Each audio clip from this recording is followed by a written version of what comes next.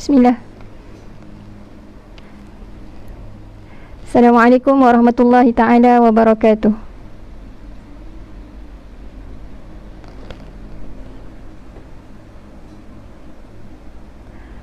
Alhamdulillah, wassalatu wassalamu ala rasulillah wa ala alihi wa sahbihi wa mawalah. Qala rabbi shrah li sadri wa yassir li amri wahlul 'uqdatam min lisani yafqahu qawli.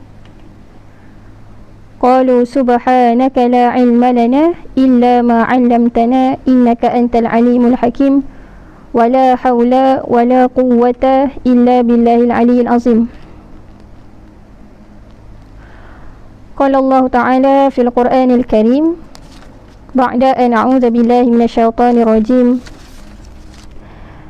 Ya ayyuhalladzina amanu qu anfusakum wa ahlikum nara وقودها الناس والحجارة عليها ملائكة غلاظ شداد لا يعصون الله ما أمرهم ويفعلون ما يؤمرون.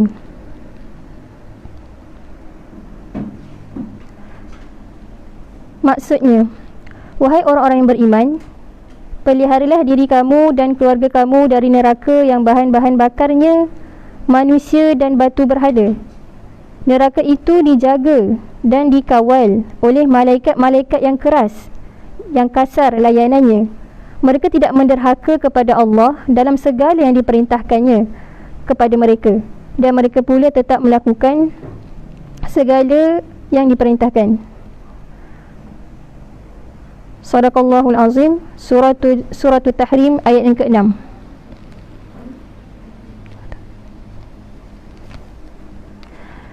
Yang dihormati Yang di-Pertua Badan Kebajikan Anak Selangor Mesir, Ustaz Muhammad Syukri bin Rosli, Ustaz Muhammad Zulkhairi bin Zulhasnan, Timbalan yang di-Pertua 1 Berkesam. Seterusnya saf kepimpinan, sahabat, ikhwah akhwat, sahabat-sahabat penonton maupun pendengar yang berada sama-sama dalam majlis ilmu kita pada petang ini. Mudah-mudahan semuanya dalam rahmat dan kasih sayang Allah SWT, insya-Allah, amin. InsyaAllah pada petang ni kita akan sambung untuk kelas fiqh sirah kita untuk siri yang kedua.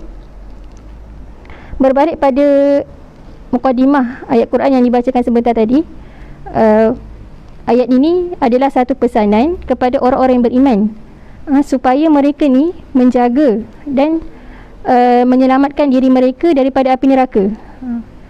Tapi bukan hanya menyelamatkan diri mereka sendiri, bahkan menyelamatkan ahli keluarga mereka, yang mana selamatkan daripada neraka yang bahan bakarnya daripada manusia dan batu berhala, dan dijaga oleh malaikat yang sangat garang, malaikat yang sangat kasar layanannya. Jadi sewaktu ayat ini diturunkan, ketika mana Rasulullah membacakan ayat ini kepada para sahabat, seorang sahabat bertanya, iaitu Sayyidina Umar, yang mana Sayyidina Umar yang kita kenal hari ini, beliau antara sahabat yang sangat tegas, sangat bengis di hadapan para musuh, tetapi menjadi seorang yang bertukar menjadi seorang yang sangat takut, seorang yang sangat risau dan sangat merendah diri bila mana bercerita tentang Allah Subhanahu Wa Taala, bila mana bercerita tentang amalan-amalan akhirat. Jadi sewaktu ayat ini turun, Sayyidina Umar bertanya kepada Rasulullah, wahai Rasulullah, kami boleh jaga diri kami boleh lindungi diri kami daripada api neraka, tapi bagaimana pula dengan ahli keluarga kami? Bagaimana kami nak menjaga ahli keluarga kami? Jadi apa yang dijawab oleh Rasulullah,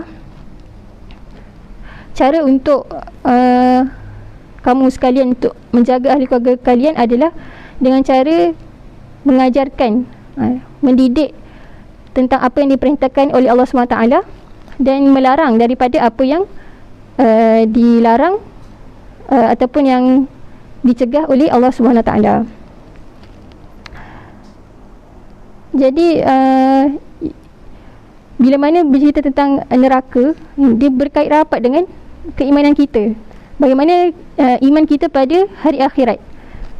Jadi bila sebut tentang topik neraka ni berkait dengan keimanan kita pada hari akhirat, mana adanya hari pembalasan. Jadi untuk kita rasa takutnya neraka ni, kita kena kenal macam mana sifat neraka. Macam mana sifat neraka ni. Neraka yang sangat dahsyat. Kena selalu baca tentang neraka supaya kita ada rasa gerun dan kita jauhi perkara-perkara yang boleh menyebabkan kita masuk ke dalam api neraka. Ni ada satu hadis Nabi yang menceritakan macam mana sifat api dalam api neraka ni adalah kepanasan api neraka ni adalah 70 kali ganda panasnya daripada api yang paling panas yang ada kat dunia. So kita tengoklah, kita cari apa tahap ataupun darjah Celsius yang paling panas dekat dunia ni, kita kali dengan 70, maka itu adalah kepanasan api neraka. Kalau kat Mesir sekarang musim panas kan, musim panas yang sekarang kita lalui ni pun kita dah tak tahan. Jadi macam mana kita nak hadapi api neraka Allah Subhanahu Wa Taala? Hakikatnya semua manusia tak mampu nak hadapi siksaan api neraka, tapi masih berani untuk melakukan perkara-perkara yang boleh mengheret kita ke dalam api neraka. Na'udzubillah min zalik. Jadi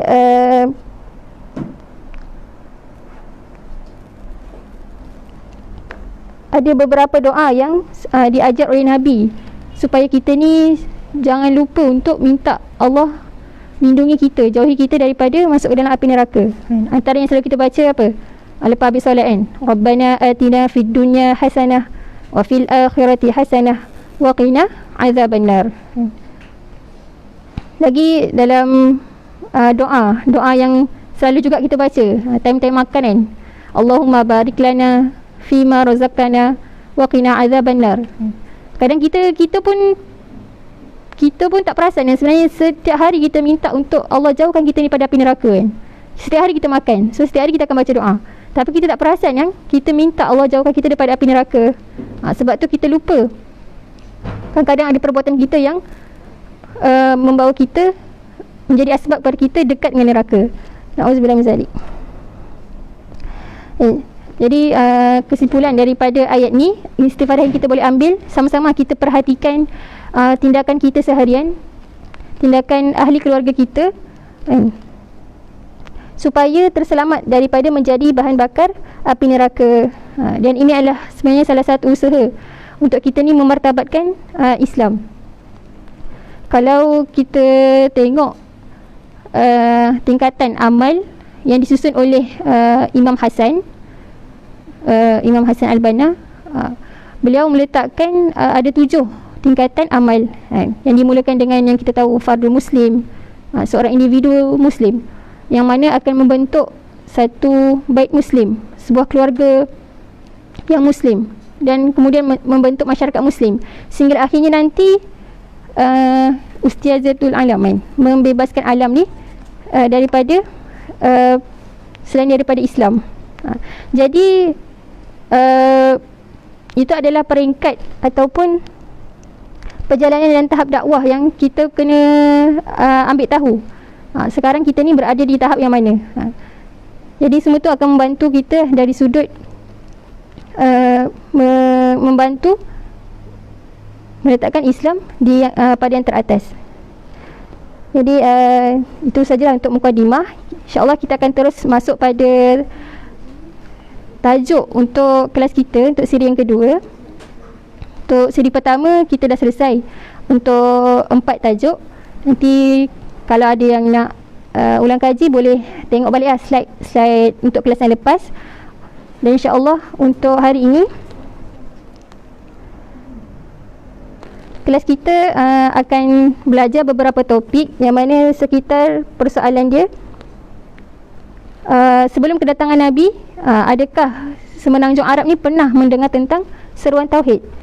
Kemudian yang kedua, adakah bila mana Rasulullah dilahirkan sebagai seorang yatim sebagai satu kecacatan ataupun kelemahan kepada Rasulullah, ataupun menjadi satu simbol kemuliaan? Kemudian yang ketiga, bagaimana kehidupan remaja Nabi SAW. Yang keempat, apa kata musuh Islam, orientalis barat, terhadap pernikahan Rasulullah SAW. Dan akhir sekali kita tengok macam mana kepentingan Kaabah dalam sejarah kenabian. Okey, baik. Jadi kita terus buka yang ada kitab, boleh buka muka surat 37.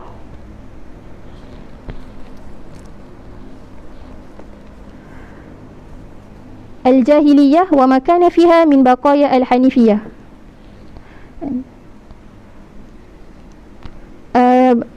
Bagaimana saki-baki agama Hanif yang berada dalam masyarakat Arab Jahiliyah pada waktu tersebut. Perenggan yang kedua, wa khulasah hadhil haqiqah anna al-Islam laisa illa imtidadan lil Hanifiyah as-samhah allati ba'athallahu biha abal anbiya Ibrahim alaihi salatu wassalam. Syekh meletakkan khulasah kepada topik ini adalah hakikatnya Islam ni adalah kesinambungan ataupun berkait rapat dengan agama Hanif yang diturunkan kepada bapa segala nabi, iaitu Nabi Ibrahim alaihi salatu wassalam. Okey, apakah itu ajaran agama Hanif? Agama Hanif ni adalah agama lurus yang diturunkan oleh Allah SWT khusus kepada Nabi Ibrahim dan seterusnya kepada Nabi Ismail dan hingga ke bangsa Arab. Jadi kita tahu dah dapat jawapan kan, bahawa bangsa Arab ni diorang mewarisi agama Hanif, yang mana agama Hanif ni menyeru kepada mentauhidkan Allah SWT dan beribadah kepada Allah, tidak melanggar batas serta mengagungkan Baitullahil Haram, menjaga Mekah. Jadi sebenarnya semenanjung Arab ni pada zaman dahulu pernah satu masa pernah beriman pada Allah SWT. Wa qad saraha bidzalika kitabullah jalla jalali fi ayati katsirah minha qawlihi a'udzu billahi minasyaitonir rajim qul sadaqallah fattabi'u millata ibrahim hanifa wa ma kana minal musyrikin. Surah Ali Imran ayat 95. Katakanlah wahai Muhammad, benarlah segala yang dikatakan Allah, maka ikutilah ajaran Nabi Ibrahim yang lurus, dan sesungguhnya dia tidak termasuk di kalangan orang yang syirik.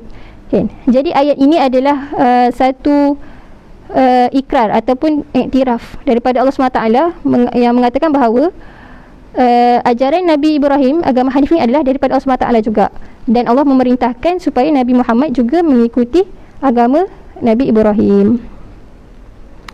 Okey. Tapi setelah zaman berganti zaman, bagaimana penduduk masyarakat Arab ni boleh jadi sesat? Sedangkan Nabi Ibrahim pernah turun kepada mereka, berdakwah kepada mereka. Tapi bagaimana mereka ni akhirnya sesat dan melakukan perkara-perkara yang mensyirikkan Allah SWT? Dia adalah berkaitan dengan seorang lelaki yang bernama Amru bin Luhai bin Qam'ah. Siapakah dia? Dia adalah kalau dalam kitab perenggan yang last sekali, wa kana awwalu man adkhala fihim asyirk wa hamalahum ala ibadatil asnam Amru bin Luhai bin Qam'ah jaddu Khuza'ah. Orang pertama yang memasukkan syirik dan membawa berhala kepada bangsa Arab ketika itu adalah Amru bin Luhai. Macam mana Amru bin Luhai ni boleh membawa kesyirikan dan boleh membawa berhala, boleh memperkenalkan berhala ni kepada bangsa Arab? Surat 38 dalam diriwayatkan dalam sirah Ibnu Hisham, kaifiyah idkhal Amru bin Luhai hadha. Diceritakan bagaimana Amru bin Luhai ni memasukkan memperkenalkan penyembahan berhala kepada bangsa Arab pada waktu itu adalah faqala kharaja Amru bin Luhai min Makkah ila Syam fi ba'di umuri falamma qadama ma'ab min ardil balqa wa biha yawma idzin al-amalik wa hum waladul amalik wa hum waladun amalik. Ketika satu hari Amru bin Luhai ni dia keluar ke Syam dengan atas beberapa urusan lah, biasa urusan perdagangan. Jalan-jalan tiba ke satu tempat yang dinamakan sebagai Balqa. Ketika di Balqa, yang mana yang duduk, masyarakat yang duduk di Balqa dinamakan suku Amalik. suku Amalik ni ketika Amr bin Luhai sampai, dia tengok diorang ni tengah menyembah patung berhala. Jadi Amr bin Luhai pun tanya kepada mereka, faqala lahum ma hadhil asnam allati arakum ta'budun, apakah patung-patung yang aku nampak korang sembah ni? Qalu lahu, maka jawablah suku Amalik kepada Amr tadi, hadhihi asnamun na'buduha nastamtiruha fatumtiruna wa nastansiruha fatansiruna. Okay, patung ni adalah patung yang kita orang sembah, yang mana bila kita orang minta hujan, maka akan turunnya hujan. Bila kita orang minta tolong, maka berhala-berhala ni lah yang akan tolong kita orang. Faqala lahum, maka berkatalah Amru kepada suku Amalik tadi, afala tu'tunani minha sanaman fa'asiru bihi ila ardil arab faya'buduh. Apa Amru kata, kan? Boleh tak kau berikan kepada aku salah satu daripada patung ni, supaya aku dapat bawa balik dan aku dapat perkenalkan kepada bangsa aku, bangsa Arab, supaya kami juga dapat menyembahnya. Maka fa'atuhu sanaman yuqalu lahu Hubal. Maka suku Amalik tadi berilah satu patung kepada Amru yang dinamakan sebagai Hubal, berhala Hubal. Ini adalah berhala pertama yang ada di kota Makkah.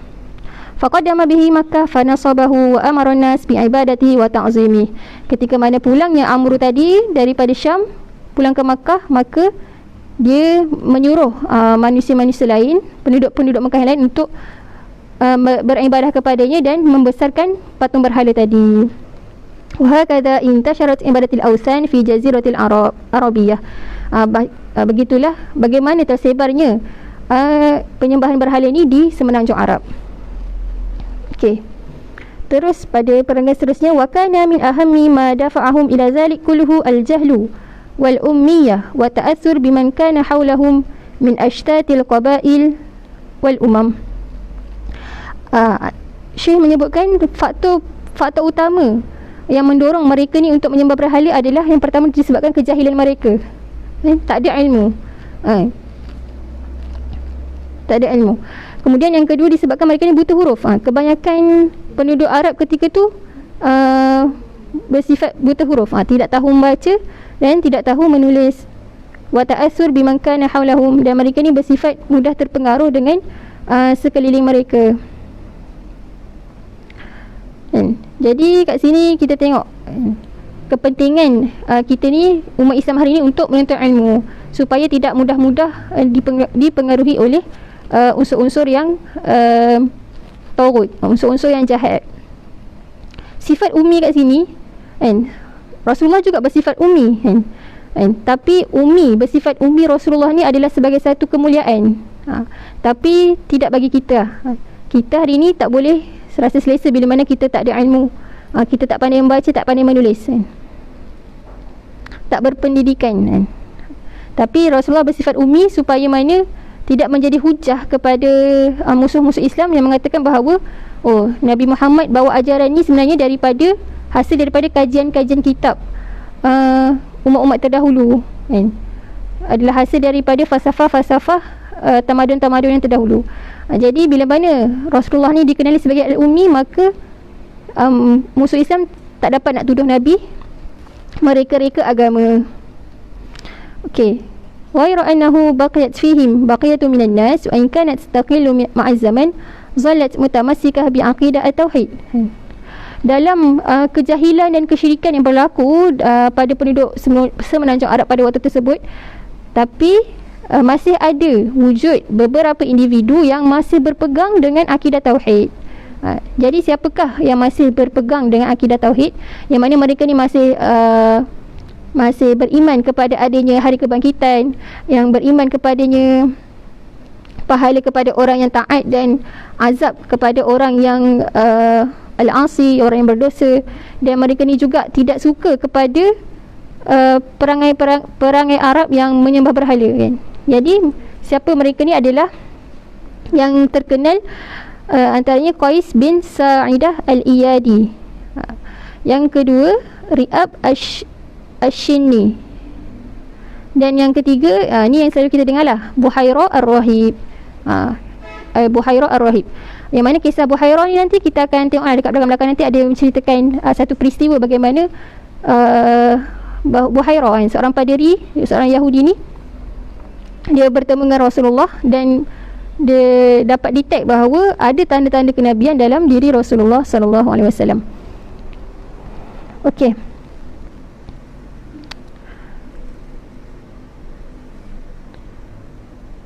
Jadi begitulah, dah jelas pada kita bahawa sebenarnya penduduk Arab ni pernah diajarkan tentang agama tauhid. Tapi setelah zaman berganti zaman, mereka telah jauh daripada ajaran-ajaran Nabi Ibrahim, maka akhirnya mereka sesat. Dan di tengah di kemuncak kesesatan dan kezaliman yang mereka lakukan ni, maka dengan kuasa dan rahmat Allah SWT, maka datanglah satu cahaya baru, iaitu kelahiran Rasulullah sallallahu alaihi wasallam.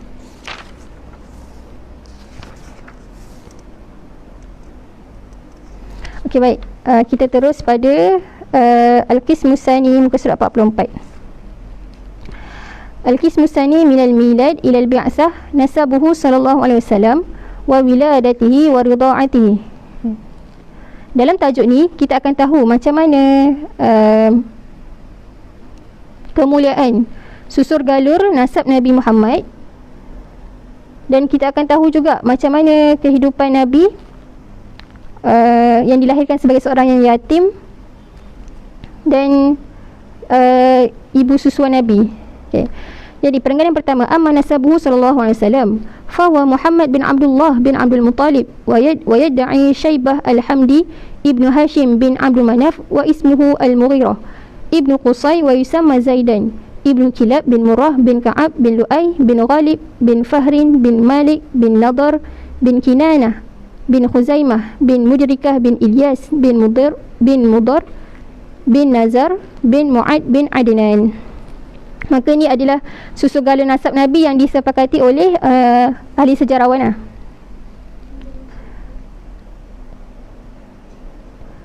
Terus pada perenggan yang kedua, wa anna Allah azza wa jalla qad ikhtaruhu man azka al-qabail min azka al-qabail wa afdal al-butun wa athhar al-aslab fama tasallala syai'un min adran al-jahiliyah ila syai'un min nasabihi. Allah SWT telah memilih Nabi di kalangan kabilah yang paling mulia, dan Allah SWT telah mengeluarkan Nabi melalui perut dan melalui rahim dan tulang sulbi yang paling mulia, iaitu Aminah dan Abdullah. Satu hadis sahih rawa Muslim bisanadihi an Rasulillah sallallahu alaihi wasallam annahu qala inna Allah astafa Kinanah min waladi Ismail wastafa Quraisyan min Kinanah wastafa Hashiman min Quraisy wastafani min Bani Hashim. Allah SWT telah memilihku di kalangan keturunan anak Nabi Ismail, keturunan Ismail, dan Allah SWT telah memilihku di kalangan orang Quraisy, dan Allah SWT telah memilihku berada dalam kalangan Bani Hashim. Seterusnya, wa amma wiladatuhu sallallahu alaihi wasallam. Bagaimana bila kelahiran Rasulullah? Faqad kanat fi am al-fil. Rasulullah telah dilahirkan ketika tahun gajah. Yang mana kita kenal tahun gajah ni adalah dinamakan sempena peristiwa serangan Raja Abraha kepada Kaabah. Tapi serangan ini tidak berjaya, seperti mana yang Allah SWT menceritakan secara detail dalam surah Al-Fil. Nanti boleh buka kisah peristiwa Abraha dan burung ababil ni. Wa kanat 'ala al-arjah yaumul itsnain lisnatai asyrata lailatan khalat min syahri Rabiul Awal. Maka yang paling rajih adalah Rasulullah ni telah dilahirkan pada hari Isnin pada tanggal 12 Rabiul Awal.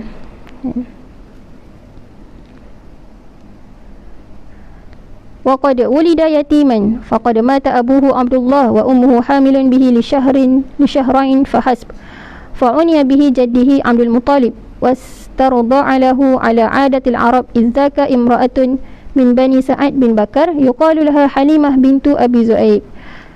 Disebutkan bahawa Rasulullah ni dilahirkan sebagai anak yatim beliau ataupun baginda SAW telah kehilangan ataupun kematian ayahnya ketika mana baginda SAW masih berada dalam kandungan ibunya, baru berusia 2 bulan. Kiranya Rasulullah tak pernah jumpa dengan ayahnya. Maka setelah itu dia dijaga oleh datuknya, iaitu Abdul Muttalib. Kemudian baginda SAW disusukan oleh seorang wanita yang bernama Halimah, Halimatus Sa'diyah. As-Sa'diyah ni adalah gelaran suku ni lah, yang mana asalnya Halimah ni tadi, nama Halimah binti Abi Zu'aib. Pada waktu ni menjadi tradisi orang Arab tu dahulu, bila mana lahirnya anak, baru lahir anak, diorang akan cari perempuan-perempuan Mekah yang boleh susukan anak mereka ni lah.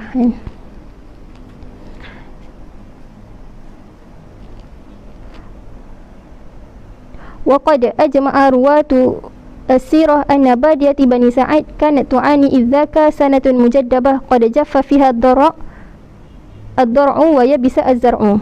Fama huwa illa anna sara Muhammad sallallahu alaihi wasallam fi manzil Halimah wastakana ila hijriha wa thadiha hatta 'adat manazil Halimah min hawli khaba'iha mumari'a mukhadarah.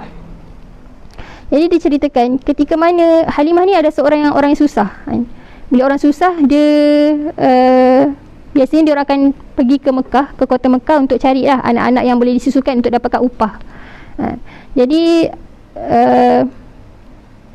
bila mana Halimah ni bersetuju untuk mengambil Nabi Muhammad, yang asalnya tadi yang diceritakan kat sini, waktu tu tempat duduk atau tempat perumahan Halimah ni tadi berada dalam keadaan kemarau, tanamannya kering, ternakannya semua kurus-kurus. Tapi antara berlaku keajaiban ataupun tanda rahmat Allah SWT, bahawa ketika mana Halimah ni bersetuju je untuk ambil Rasulullah sebagai anak susuan, maka yang tanah yang tandus tadi menjadi kehijauan, segar, pohon-pohon lebat dengan buah, dan binatang ternakan tadi yang kurus dan sakit tadi semuanya menjadi gemuk dan boleh mampu mengeluarkan susu yang banyak. Itu antara salah satu berkah ketika mana Halimah ni menjaga Rasulullah SAW. Muka surat 45, wa qad hasalat asna wujudihi sallallahu alaihi wasallam fi badiyah Bani Sa'id hadithah syaqqus sadri allati rawaha Muslim.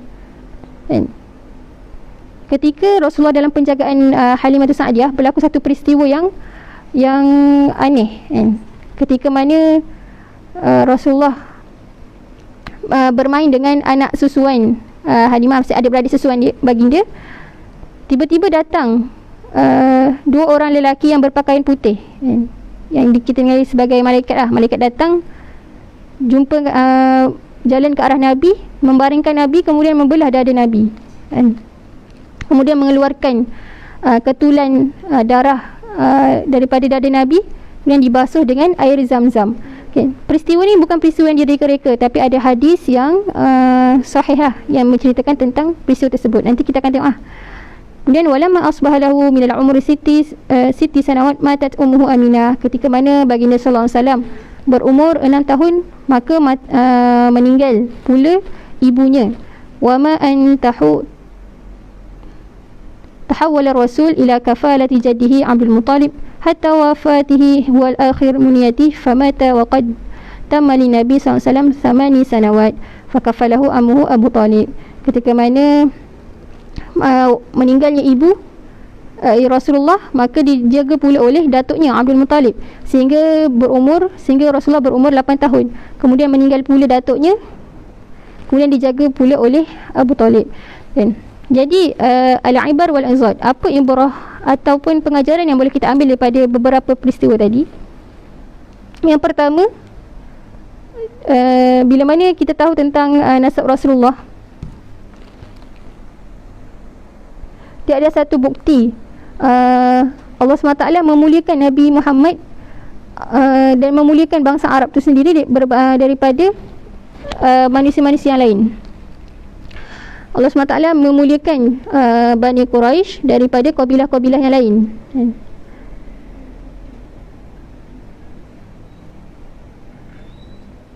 Dalam satu hadis Nabi, Nabi sebut ketika Nabi berdiri kat mimbar, man ana, siapakah aku? Faqalu, maka para sahabat menjawab, anta Rasulullah alaikassalam, engkau adalah pesuruh Allah. Faqala ana Muhammad bin Abdullah bin Abdul Muttalib, maka Rasulullah menjawab, aku adalah Muhammad bin Abdullah bin Abdul Muttalib. Innallaha khalaqal khuluq, Allah SWT telah menciptakan makhluknya. Summa ja'alahum firqataini faja'alani min fi khairihim firqah. Kemudian Allah SWT menjadikan manusia ni kepada dua kelompok, maka dia menjadikan aku dalam kelompok yang terbaik. Summa ja'alahum qabail faja'alani fi khairihim qabilah. Kemudian Allah Ta'ala menjadikan qabilah-qabilah dan menjadikan aku dalam qabilah yang terbaik. Summa ja'alahum buyutan faja'alani fi khairihim baitan. Kemudian menjadikan rumah dan menjadikan aku di kalangan rumah daripada rumah yang terbaik. Wa khairihim nafsan, maka orang yang paling baik adalah diriku. Yang ini adalah hadis Rasulullah SAW. Seterusnya, ibrah yang kedua,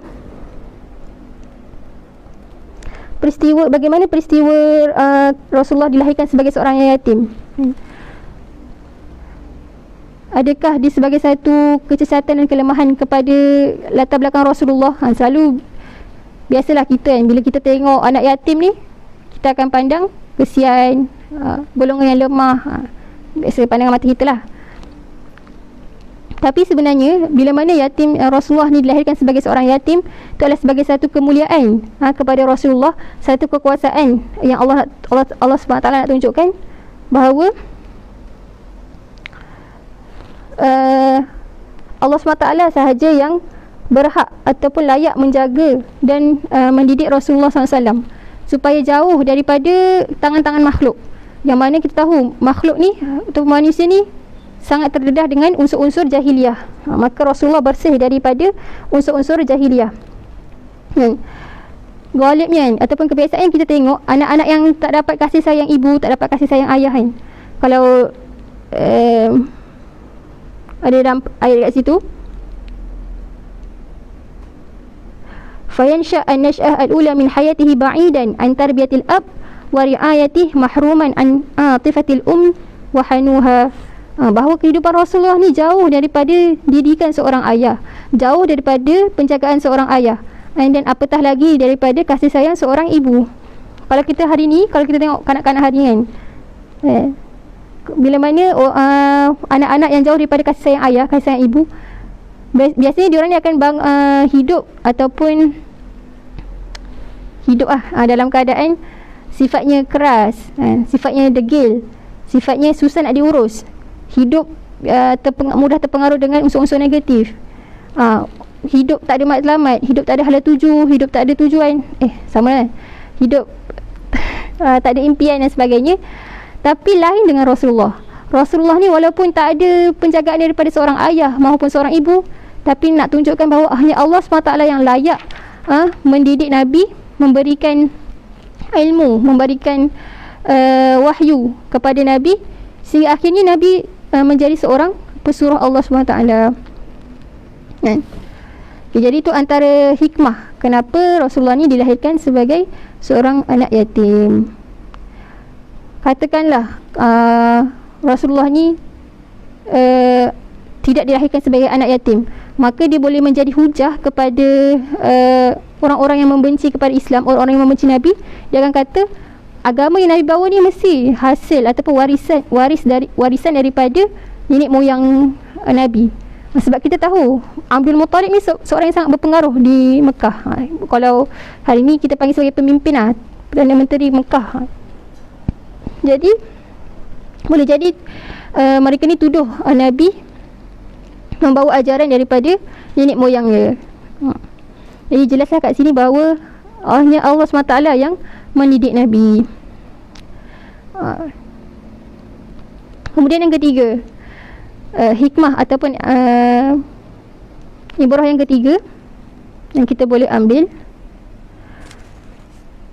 ketika mana peristiwa Halimatus Sa'diyah, rumahnya yang tanam-tanamannya yang sebelum ni kering kontang, kemarau, ternakannya yang dulu kurus, nampak tulang je.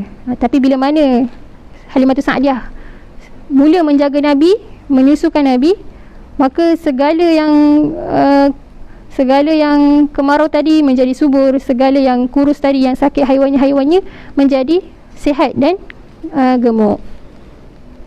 Jadi ini adalah salah satu juga tanda Allah SWT, tanda kenabian Nabi. Maksudnya Nabi ni membawa keberkatan kepada seluruh alam. Seperti mana yang dalam firman Allah SWT surah Al-Anbiya ayat 107, wa ma arsalnaka illa rahmatan lil alamin, dan tidaklah aku mengutuskan engkau melainkan menjadi rahmat kepada sekalian alam. Lil alamin, kepada sekalian alam, bukan kepada penduduk Arab sahaja, bukan kepada Halimatus Sa'diyah sahaja, bukan kepada bukan kepada Bani Hashim sahaja, tapi kepada seluruh alam, maksudnya umat terdahulu dan umat yang sekarang.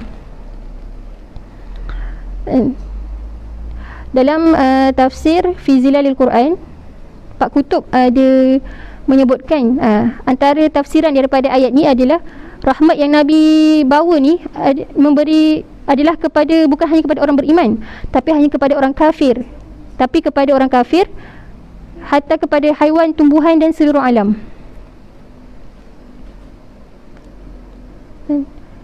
Islam yang Nabi bawa, yang Islam yang rahmat ni adalah bersifat yang kita tahu alami, bersifat global, bersifat syumul, menyeluruh, bersifat murunah, fleksibel, dan juga bersifat rabbani. Maksudnya itu adalah daripada pencipta kita, bukan undang-undang daripada makhluk. Kemudian yang terakhir sekali, ibrah yang kita boleh ambil adalah ketika mana peristiwa pembelahan dada Nabi ini adalah sebagai satu irhasat an-nubuwah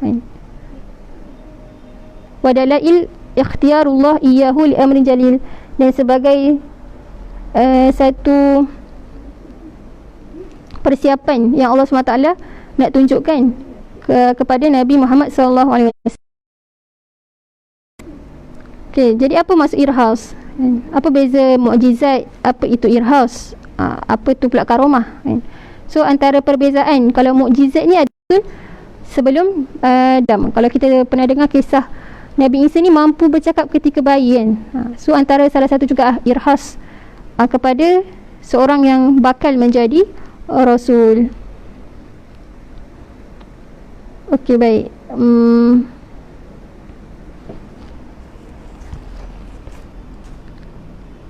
Selesai untuk tajuk kelahiran Nabi. Seterusnya kita pergi pada topik yang ketiga, rihlatihi al-ula ila Syam summa kadhuhu fi sabili ar-rizq. Bagaimana perjalanan Nabi, perjalanan pertama Nabi, rihlah pertama Nabi ke Syam untuk mencari rezeki.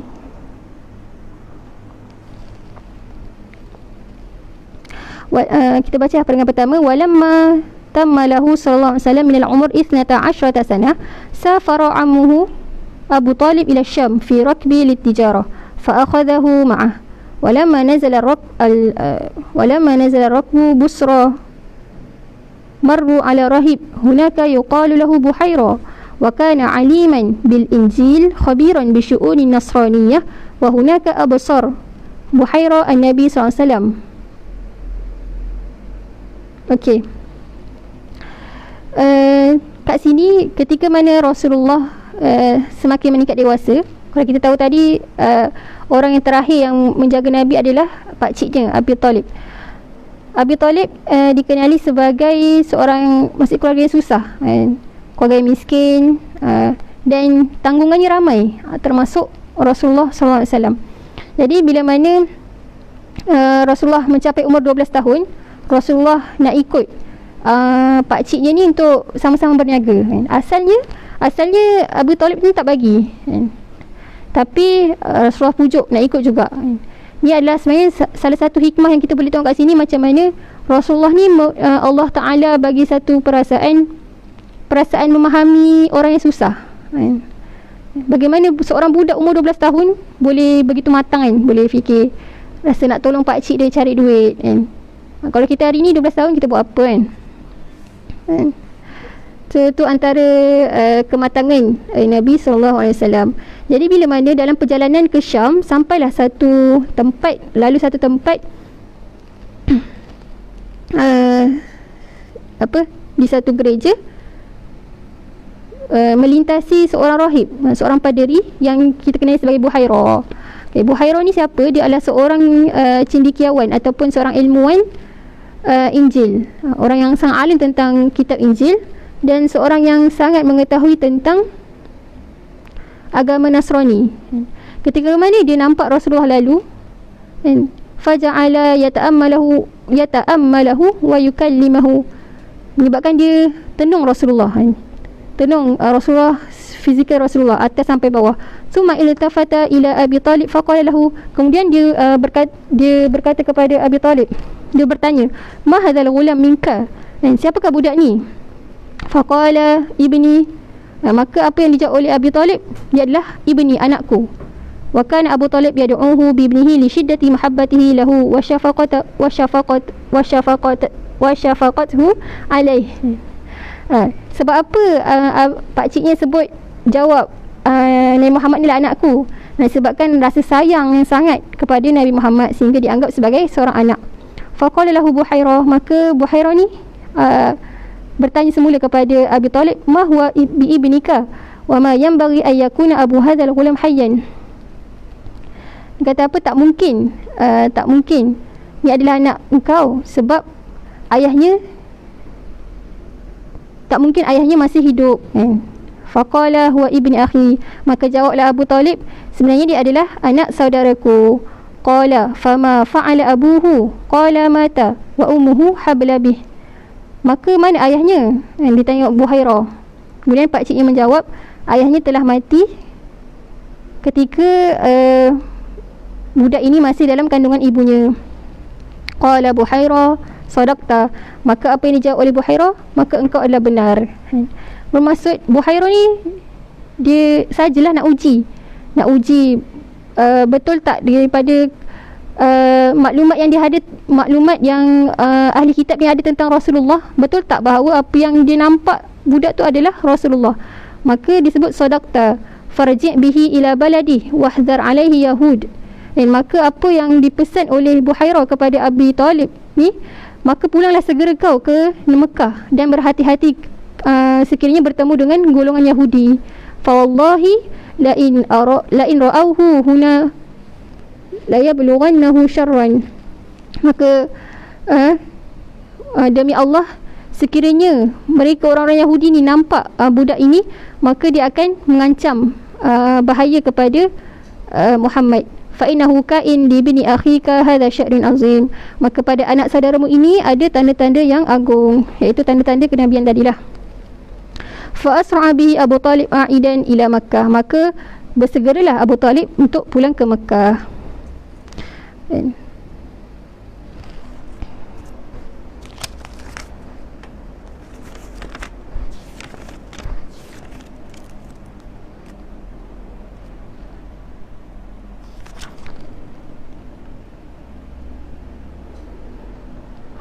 Okey, seterusnya summa akhadha Rasulullah yastaqbilu fatrat asy-syabab an umri fa bada'a bi sa'i li rizqi wa raha yashtaghilu bi ra'yi al-ghanam. Jadi bila mana masa berganti masa, Rasulullah pun meningkat dewasa menjadi seorang asy-syabab, remaja, maka Rasulullah mula untuk membantu dari segi mengembala kambing. Dalam satu hadis Rasulullah, kuntu ar'a al-ghanam ala qararid li ahli Makkah. Dahulunya aku pernah bekerja sebagai pengembala kambing kepada penduduk Mekah dengan mendapat beberapa upah. Ini antara buktilah bahawa Rasulullah pernah bekerja sebagai seorang pengembala kambing. Wa hafazahullah min kulli ma qad yanharifu ilaihi asyubban min mazahir al-lahwi wal abath. Qala alaihi salatu wassalam fima yarwihi an nafsihi. Okay, satu peristiwa yang menarik, yang agak menarik kan, ketika mana Rasulullah ni bekerja sebagai seorang remaja yang bekerja sebagai pengembala kambing, peristiwa ni menunjukkan bahawa Rasulullah ni dijaga oleh Allah SWT daripada maksiat, daripada maksiat. Disebut mahamamtu bi syai'in mimma kanu fil jahiliyah ya'malunahu ghayra marratain. Dan Rasulullah sebut apa, aku tak pernah terfikir, aku tak pernah rasa teringin pun untuk melakukan seperti mana kebanyakan orang-orang Arab jahiliyah pada waktu tersebut, kecuali 2 kali. Dan tetapi setiap daripada itulah aku dielak ataupun dijaga oleh Allah SWT. Kemudian selepas daripada perasaan 2 kali tu, aku dah tidak pernah ada keinginan sehinggalah aku diutus sebagai Nabi.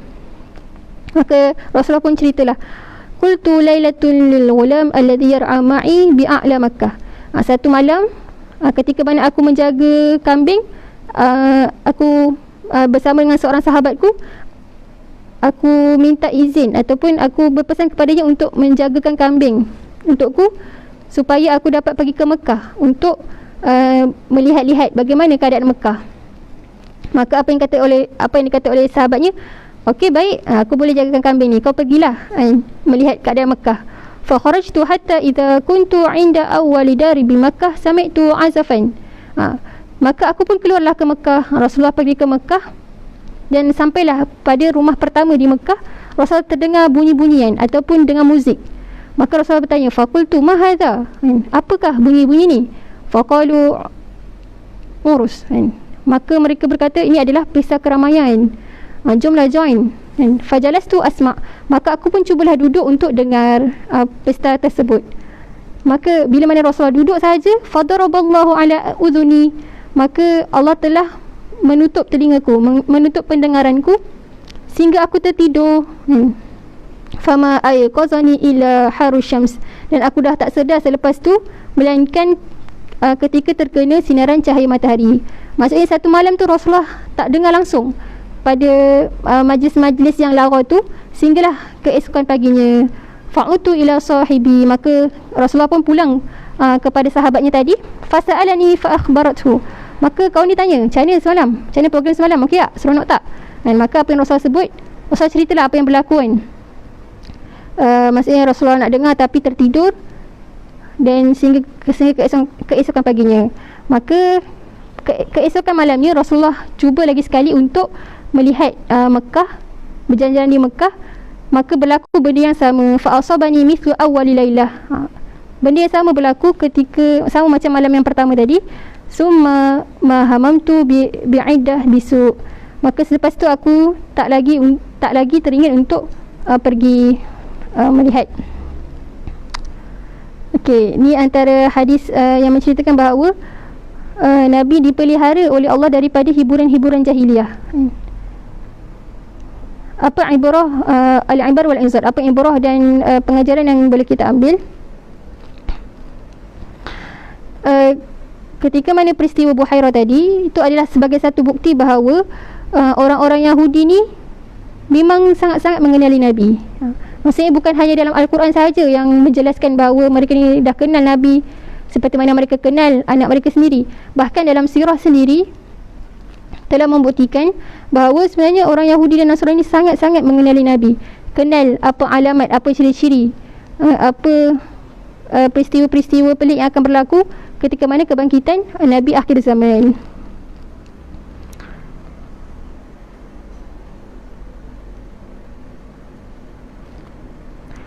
Okey, seterusnya kita tengok sebenarnya apa hikmah Allah SWT menjadikan Nabi ni pernah bekerja ataupun dididik sebagai seorang pengembala kambing. Antaranya yang pertama adalah Allah SWT nak menzahirkan kemuliaan ataupun kemuliaan akhlak dan kematangan Nabi ketika mana Nabi ni ada perasaan nak bantu bapa saudaranya sendiri yang hidup susah, memahami kondisi yang dihadapi oleh pakciknya sendirian dalam mencari nafkah.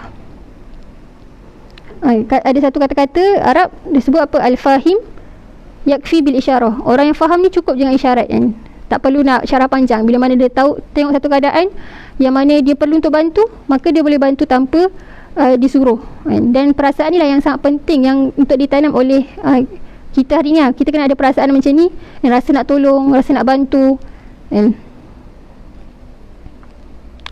Kemudian yang kedua, dia adalah sebagai Allah tunjukkan bahawa bagaimana keadaan kehidupan yang Allah SWT nakkan bagi seorang hamba dia ketika di dunia, iaitu berusaha untuk mencari rezeki. An na'lam ana khairu malil insan maktasabuhu bikaddi yaminih. Untuk memberitahu kepada manusia bahawa harta yang terbaik bagi seorang manusia adalah yang dicari dengan usahanya sendiri, yang dicari dengan tangannya sendiri, dan yang memberi kebaikan kepada masyarakat. Ia antara lain juga sebagai satu latihan untuk menjaga amanah orang lain. Bagaimana Rasulullah ni ketika menjaga kambing yang kita tahu, kambing Rasulullah ni banyak kan, banyak sangat. Dan sebenarnya nak jaga benda yang hidup ni susah kan? Bukan macam jaga barang mungkin tak mencabar sangat kan. Tapi bagaimana Allah didik Nabi ni jaga kambing dan bersikap amanah. Antara contoh kita tengok amanahnya Rasulullah ni ketika mana tadi, peristiwa tadi Rasulullah nak pergi Mekah, Rasulullah pesan pada sahabatnya tadi untuk minta tolong jagakan kambing-kambing ni. Itu antara salah satu buktilah ataupun kemuliaan akhlak Nabi. Kemudian yang kedua, membalas jasa orang yang berbuat baik. Macam mana Rasulullah tadi mengingat ataupun nak balas jasa baik pakciknya yang tadi. Kemudian yang ketiga, mempunyai hasil usaha dengan tangan sendiri. Ada satu hadis Nabi disebut bahawa para Nabi ni kebanyakannya tidaklah para Nabi, macam mana ayat dia? Maksudnya para Nabi ni biasa diutuskan, para Nabi yang diutuskan ni biasa pernah menjadi seorang penggembala kambing. Sebab daripada tarbiyah menjaga kambing ni banyak antaranya tadi menjaga sebagai latihan amanah, mempunyai hasil usaha dengan tangan sendiri, dan dia adalah ruang yang besar untuk seseorang ni bertafakur terhadap ciptaan Allah. Jadi orang yang menggembala kambing ni biasa dia akan ada kat satu lapangan yang sangat luas, bukanlah dalam bilik-bilik kecil kan. Kebiasaan kalau zaman dulu kat padang pasir, satu tempat yang luas dan memerlukan masa yang banyak, mungkin dari pagi sampai malam. So sebenarnya situasi tersebut ataupun suasana tersebut membantu untuk Nabi ni sentiasa bertafakur memikirkan ciptaan Allah SWT. Okey, kita pergi pada tajuk seterusnya, tijaratihi bimalin Khadijah wa zawajihi minha. Perniagaan Rasulullah kepada harta Sayyidatina Khadijah dan bagaimana perkahwinan Rasulullah dengan Sayyidatina Khadijah.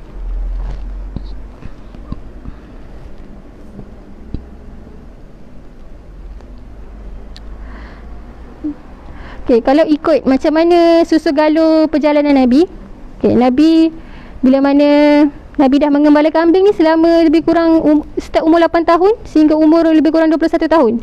Nabi dah biasa dengan kerja-kerja mengembala kambing, kerja-kerja yang susah, yang mendidik kesabaran. Dan ketika umur 21 lebih kurang, Rasulullah mula untuk buat bisnes sendiri. Dan bisnes ni Rasulullah juga dah pernah berlatih lah ketika mana Rasulullah ikut pakciknya untuk berdagang di Syam kan. Jadi bila mana Rasulullah berbisnes ni, antara sifat Rasulullah adalah beliau ni seorang yang sangat jujur kan. Itu antara salah satu sebab lah baginda ni digelar sebagai Al-Amin. Bila mana Rasulullah berniaga, Rasulullah sangat jujur menceritakan tentang produk-produknya.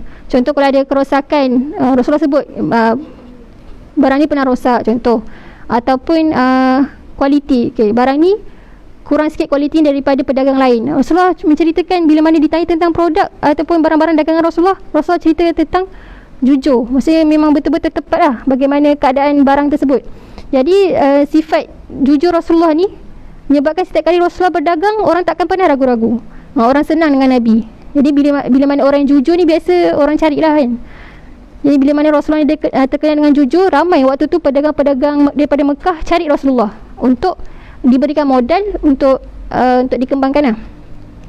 Jadi berlarutan, maksudnya sepanjang tempoh Rasulullah mula berniaga ni, ramai yang datang untuk bekerjasama dengan Rasulullah. So setelah tempoh berlalu, Rasulullah ni kira dah kuasai lah juga, kuasai perdagangan di Mekah sampai satu hari Rasulullah cadang untuk kembangkan lagi bisnes Rasulullah berada di keluar Mekah. Kalau hari ni mungkin kita carilah, dah biasa dah dengan syarikat-syarikat kecil ni, kita cari pula syarikat-syarikat besar kan. Jadi kita tahu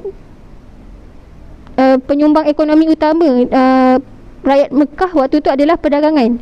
Pertanian tak sesuai sebab tanah Mekah yang kering. Jadi kalau tanam memang tak jadi, kecuali pokok kurma. Sebab tu jelas satu-satu tanaman yang sesuai untuk ditanam di Mekah. Jadi waktu tu memang kebanyakan pekerjaan ataupun profession penduduk Mekah waktu tu ada sebagai seorang peniaga. Jadi satu hari ketika mana Rasulullah nak mula berdagang di luar Mekah, dan kebiasaan orang Mekah ni dia akan musafir kepada dua tempat mengikut kepada musim. Ini kita boleh tengok dalam surah Quraisy kan. Li'ila fi Quraisy ila fihim rihlatash shita'i was-saif kan.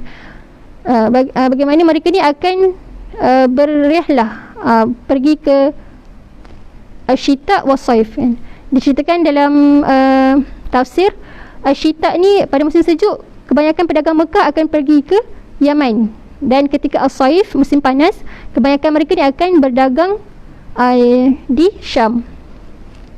Jadi kebiasaan pedagang-pedagang Mekah waktu tu untuk pergi ke Syam, diorang akan bawa modal. Modal ni dalam bentuk duit kan, bentuk duit, bentuk emas.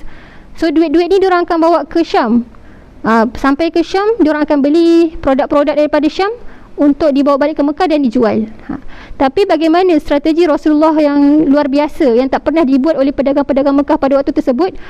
Rasulullah pergi ke Syam dengan membawa modal-modal tadi. Rasulullah tukar kepada produk-produk Mekah. Maksudnya sebelum pergi ke Syam, Rasulullah dah tukar modal yang diberikan daripada peniaga-peniaga tadi, tukar kepada barang dan dibawa ke Syam.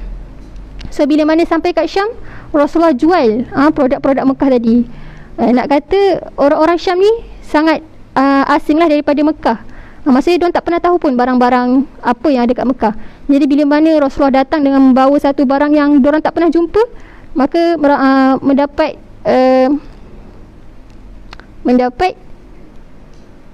sambutan yang sangat baik kan. Sehingga sehari pertama Rasulullah sampai ke Syam, telah habis semua produk-produk Mekah dijual.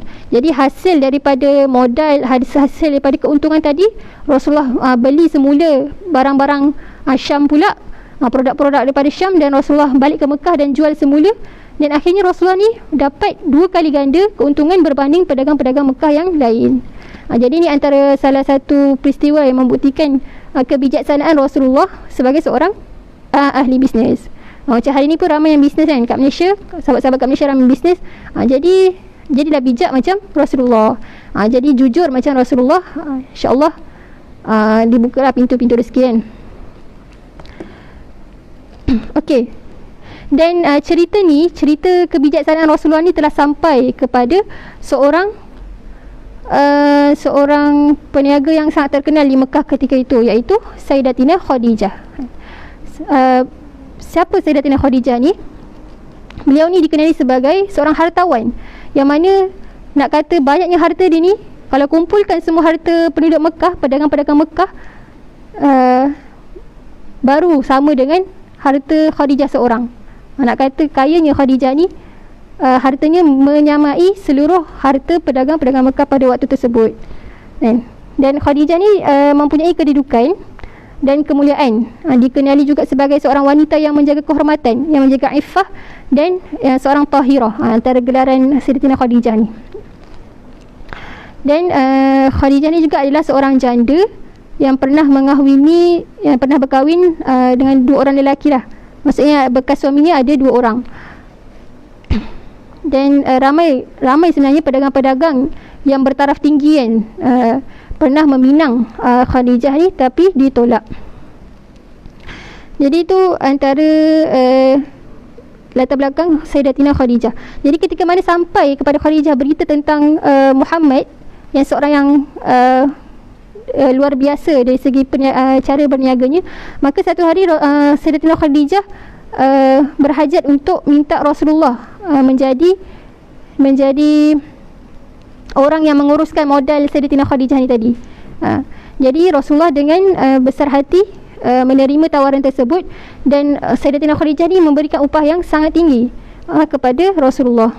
Jadi Rasulullah pun mulalah berniaga seperti biasa, berdagang seperti biasa, dan dihantar juga seorang hamba yang dinamai sebagai Maisarah. Maisarah lelaki ke perempuan?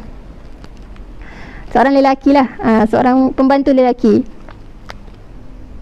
Jadi sepanjang rihlah Rasulullah bersama Maisarah ni, Maisarah memerhatikan setiap gerak-gerik Rasulullah. Ada dari segi akhlaknya, dari segi kerjanya macam mana. Dan sebenarnya banyak perkara-perkara yang berlaku sepanjang kebersamaan Rasulullah dengan Maisarah. Antaranya Maisarah melihat akhlak Nabi layan seorang hamba macam dia, pembantu macam dia, tak sama macam majikan-majikan sebelum ni. Majikan-majikan sebelum ni mungkin kasar dengan Maisarah, marah-marah. Kalau makan tu, kalau waktu rehat tu tak dipanggil sama-sama. Tapi lain dengan Rasulullah. Rasulullah ni setiap kali kalau waktu rehat, Rasulullah panggil Maisarah untuk duduk sekali sebelah je, untuk sama-sama makan. Rasulullah bercakap dengan lembut. Dan jadi Maisarah sangat suka untuk bekerja dengan Rasulullah sallallahu alaihi wasallam. Jadi antara lain keajaiban yang berlaku adalah ketika mana perjalanan Rasulullah dari Mekah ke Syam, kafilah, salah satu-satunya kafilah yang dinaungi oleh awan adalah kafilah Rasulullah. Sedangkan dalam perjalanan padang pasir tu banyak kafilah sana bawa unta, kat sini dengan barang-barang dagangan masing-masing lah. Tapi yang hanya dinaungi awan ni hanyalah kafilah Rasulullah. Maka perkara tersebut disaksikan oleh Maisarah.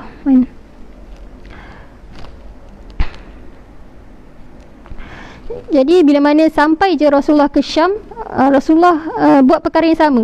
Sampai hari pertama, Rasulullah terus menghabiskan segala jualan produk-produk Mekah tadi, dalam keadaan Rasulullah ni sangat bersifat memudahkan transaksi. Maksudnya mudahkan untuk orang membeli, mudahkan untuk orang bertransaksi dengan Rasulullah, menyebabkan peniaga-peniaga di Syam ni suka untuk berurusan dengan Rasulullah. Maka selesai segera semua barang-barang dagangan Rasulullah.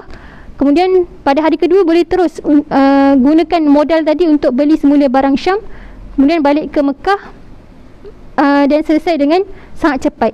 Dan ini adalah perkara yang tidak pernah berlaku, dan bukan tradisi pedagang-pedagang Mekah pada waktu tersebut.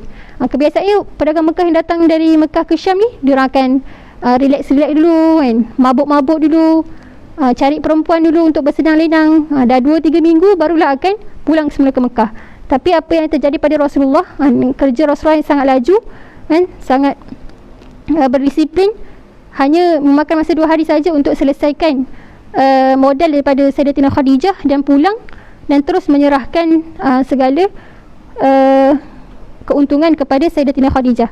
Maka peristiwa ini yang Maisarah ceritakan kepada Khadijah, sehingga akhirnya Khadijah berhajat untuk menjadikan Rasulullah sebagai suaminya. Maka Sayyidatina Khadijah mencari orang tengah, iaitu Nafisah binti Munayyah, untuk pergi meminang Nabi. Maka akhirnya Rasulullah pun berkahwin dengan Sayyidatina Khadijah ketika mana Rasulullah berumur 25 tahun, dan waktu tu Sayyidatina Khadijah berumur 40 tahun. Okey, jadi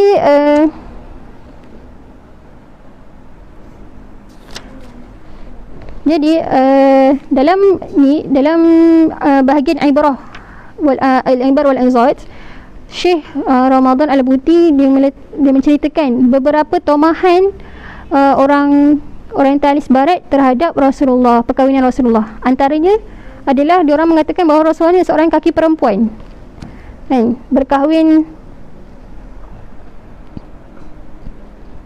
mengikut syahwat. Antaranya kalau dalam slide, boleh tengok slide. Antara tuduhan Orientalis Barat kepada Rasulullah adalah, yang pertama, Rasulullah ni sengaja nak berkahwin dengan Khadijah supaya dapat menampung kehidupannya. Mentang-mentang Sayyidatina Khadijah kaya, Rasulullah pun terima pinangan Khadijah. Maka tuduhan tersebut adalah salah, salah. Sebab antara yang kita boleh tengok, mahar Rasulullah kepada Sayyidatina Khadijah adalah sebanyak 20 ekor unta. Kalau kita tahu hari ni harga unta berapa kan? Mahal, seekor unta sangat mahal. Kalikan dengan 20. Maka ini telah menjadi bukti bahawa Rasulullah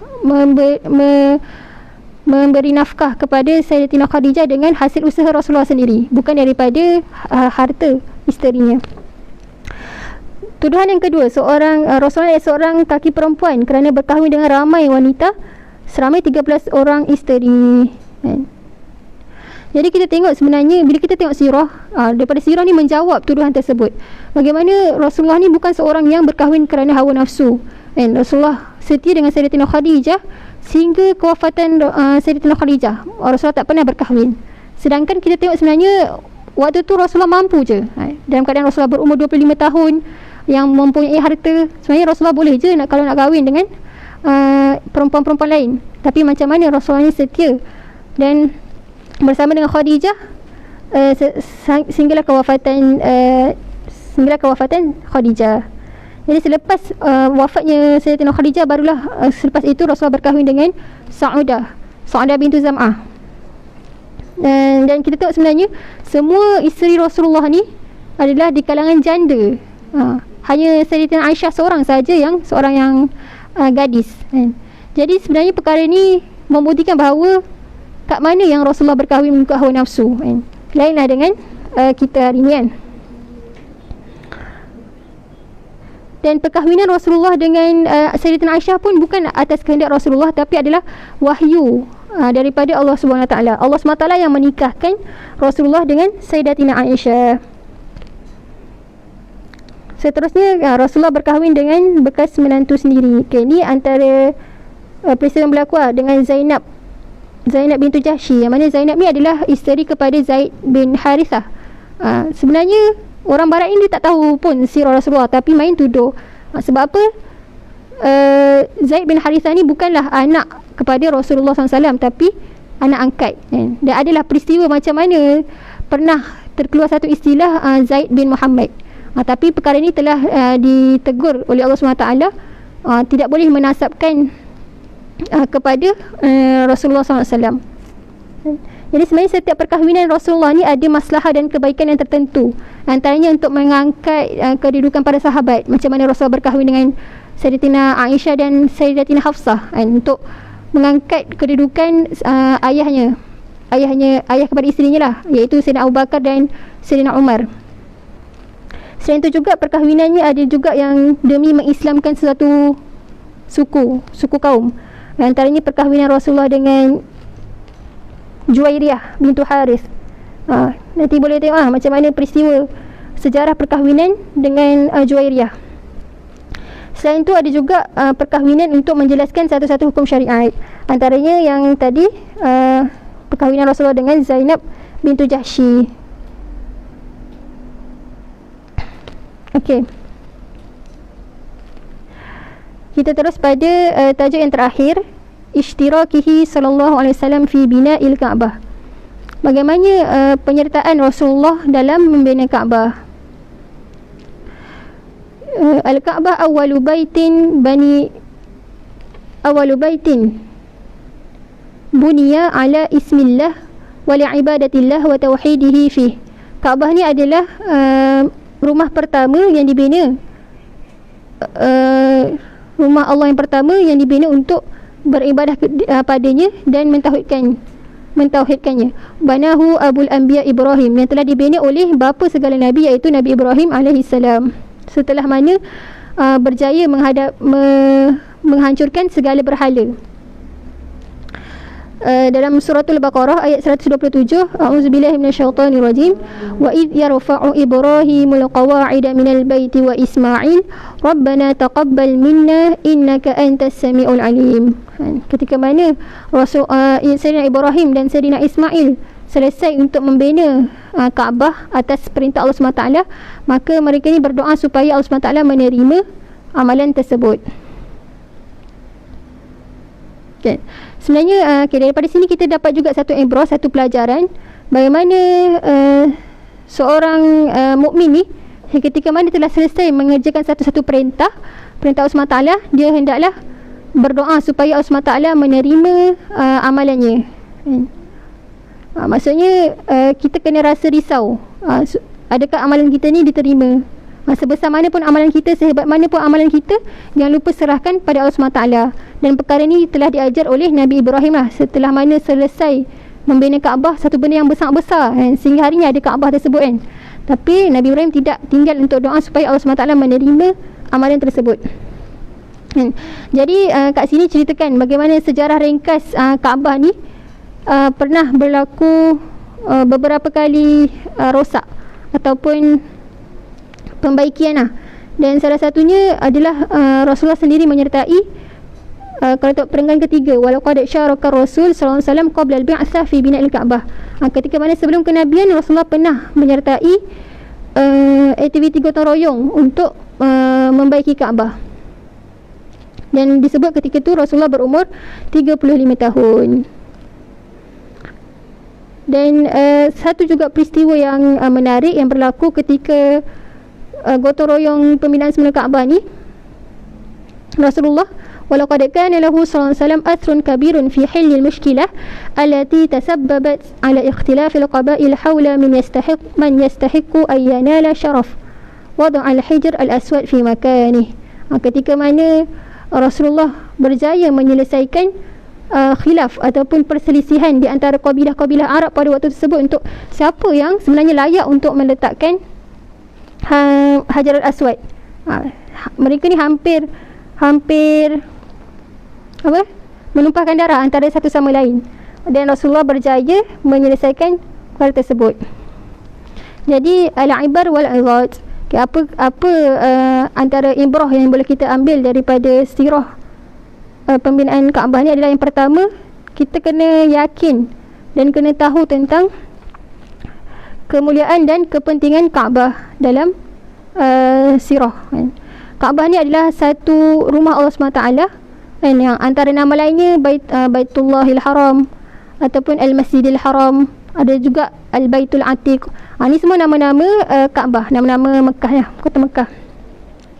Dan ia adalah satu tanah yang Allah SWT jaga, yang suci, yang haram untuk menumpahkan darah. Dalam satu firman Allah SWT, wa idh ja'alna al-baita masabatan lin-nasi wa amna wattakhidhu min maqami Ibrahim musalla. Surah Al-Baqarah ayat 125.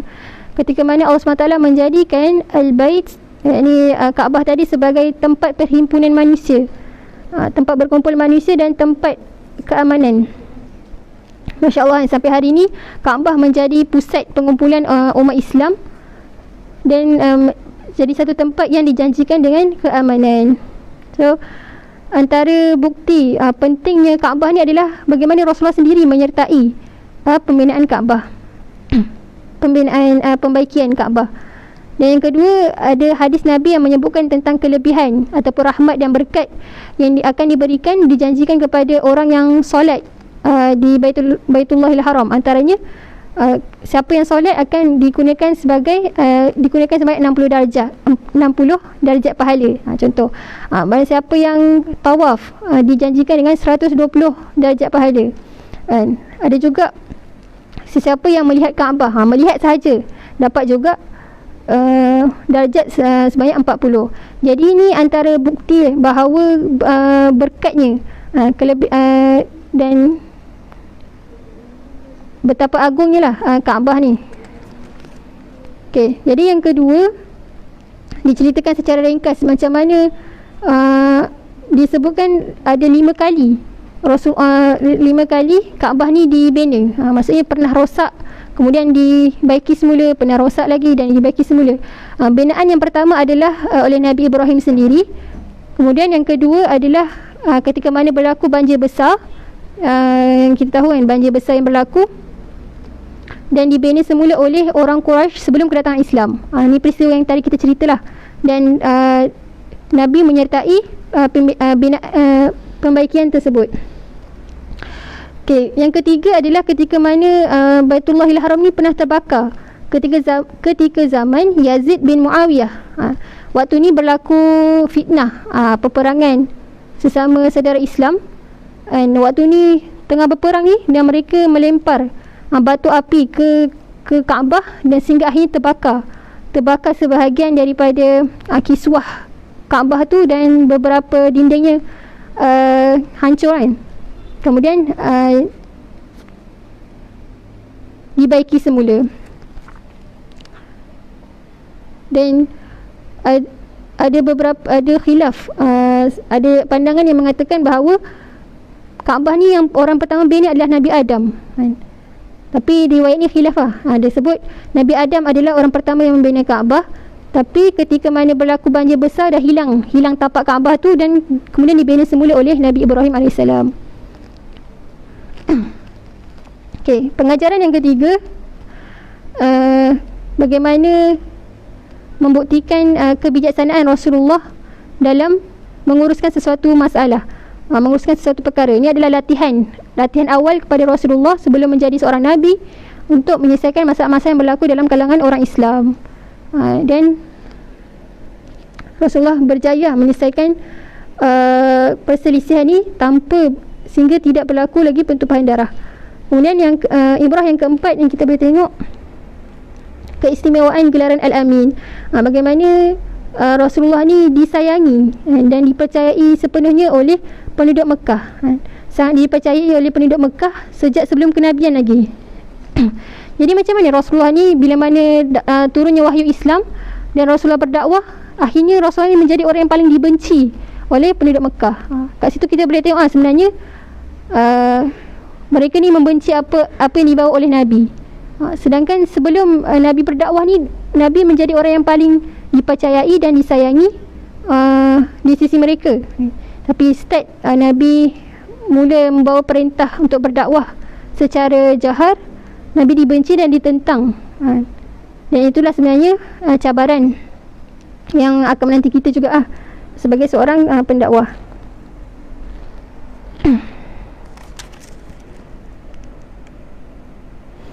Okey, jadi insyaAllah dah yang terakhir, kita tengok antara pengajaran umum yang kita boleh ambil daripada 5 tajuk yang kita dah baca ni. Antaranya dari sudut akidah kita, macam mana kita meyakini kebenaran Nabi dan autoriti Nabi sebagai seorang pesuruh Allah. Kita tengok macam mana Nabi ni dah dijaga sejak lahir lagi. Bahkan sebelum kelahiran Nabi sendiri dah diceritakan tentang kedatangannya, tentang ciri-cirinya, telah diceritakan dalam kitab-kitab Injil, kitab-kitab Taurat. Nabi sebut, aku dilahirkan atas sebab doa Nabi Ibrahim.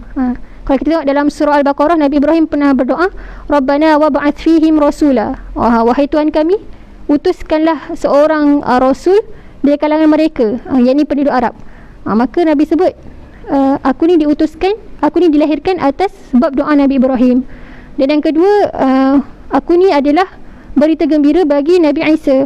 Sebab Nabi Isa pernah mengatakan, kalau kita tengok dalam surah As-Saff, Nabi Isa sebut, wa mubashiran bi rasulin ya'ti min ba'di ismuhu Ahmad. Dan akan sampai satu berita gembira dengan kedatangan seorang yang bernama Ahmad. Ahmad ni siapa? Ahmad ni adalah Rasulullah. Rasulullah ni Rasulullah sebut, aku ni ada beberapa nama, antaranya Ahmad, Muhammad, dan banyak lagi ada satu hadis Nabi. Jadi nak tengok macam mana Rasulullah ni telah disebut sebelum kelahirannya lagi, dan selepas kelahiran, sebelum dilantik menjadi Nabi, Rasulullah ni telah dijaga dengan penjagaan yang sangat hebat oleh Allah SWT. Jadi kita kena yakin dengan ajaran Nabi Muhammad SAW. Kemudian yang kedua adalah dari segi wahyu kita. Hari ni kita umat Islam, sebagai umat Nabi, kita kena tahu gambaran Islam yang sebenar dan setiap perkara. Kita kena tahu kenapa disyariatkan ibadah solat contoh, kenapa disyariatkan ini, kenapa disyariatkan ini, supaya mana kita boleh tahu syubhat-syubhat yang didatangkan oleh musuh Islam. Musuh Islam ni, Orang-orang barat ni mengkaji tentang Islam untuk cari mana ruang-ruang yang dia boleh selewengkan, mana-mana ruang yang dia boleh datangkan keraguan, dia akan datangkan. Jadi kita hari ini sebagai umat Islam yang mengucapkan syahadah, maka kita kena tahu lebih lagi lah kena tahu tentang agama kita sendiri. Dan yang terakhir, dia sudah akhlak dan sahsiah kita. Bagaimana sebenarnya akhlak kita ni adalah senjata yang paling ampuh untuk kita berdepan dengan mad'u kita. Tak kisah sama ada mad'u yang sesama Muslim ataupun yang bukan Islam. Bagaimana yang dibuktikan oleh Rasulullah SAW.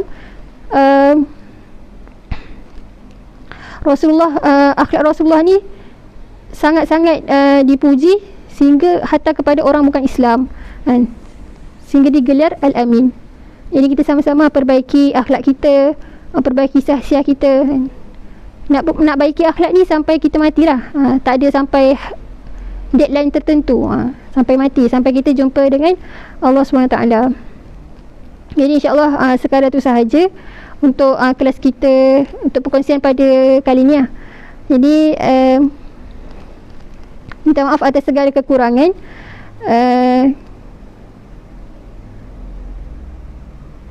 Moga-moga Allah SWT memberi kita kekuatan untuk beramal dengan ilmu yang kita dapat hari ini, dan kita sampaikan kepada sahabat-sahabat kita yang lain ataupun ahli keluarga kita yang lain. Aqulu qawli hadza wa astaghfirullahal azim li wa lakum. Wassalamualaikum warahmatullahi taala wabarakatuh.